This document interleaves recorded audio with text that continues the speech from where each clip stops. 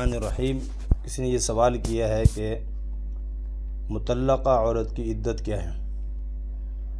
دیکھیں، اس کی تین قسمیں ہیں۔ ایک تو یہ ہے کہ مطلقہ عورت حاملہ ہے، یعنی پیٹ میں بچہ ہے تو اس کے وضع حمل اس کی عدت ہے، یعنی جس دن بھی بچہ پیدا ہو اس کے بعد اس کی عدت پوری ہے۔ وہ کہیں بھی نکاح کرنا چاہے تو نکاح کر سکتی ہے۔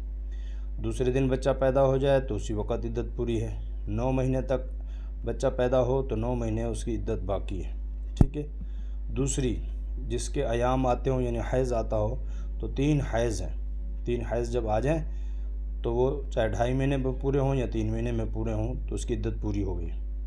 چھوٹی بچی جس کو ابھی تک ایام نہیں آتے، حیض نہیں آتے، یا ایسی بڑی بوڑھی عورت جس کو حیض نہیں آتا تو اس کے 3 مہینے اس کی عدت ہے۔ دوبارہ سن لیں کہ جو بچہ پیٹ میں ہو تو وضع حمل، یعنی جس دن بچہ پیدا ہوگا تو اس کی عدت پوری ہو جائے گی۔ اور دوسری صورت ہے کہ اگر حیض آتا ہے تو 3 حیض ہیں۔ اگر حیض نہیں آتا چھوٹی بچی ہونے کی وجہ سے، یا اور جو ہے بڑی عورت بوڑھی ہوگی اس کو حیض نہیں آتا تو 3 ماہ ہیں۔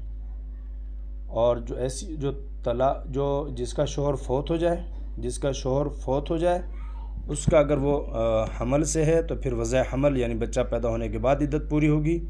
بچہ جب بھی پیدا ہو اس کی عدت پوری ہوگی۔ اور اگر وہ حمل سے نہیں ہے تو پھر اس کے 4 مہینے 10 دن اس کی عدت ہے۔ تو اس کو غور سے سمجھ لیں، اور عام طور پہ یہ لوگ اس سے واقف نہیں ہیں۔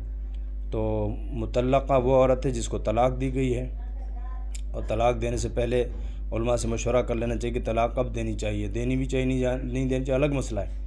کب دینی چاہیے، سنی طلاق کون سی ہے، بدعت، حرام، اس لیے کہ ابغض الحلال عند اللہ الطلاق، اللہ کے نزدیک سب سے مبغوض چیز ہے وہ طلاق ہے۔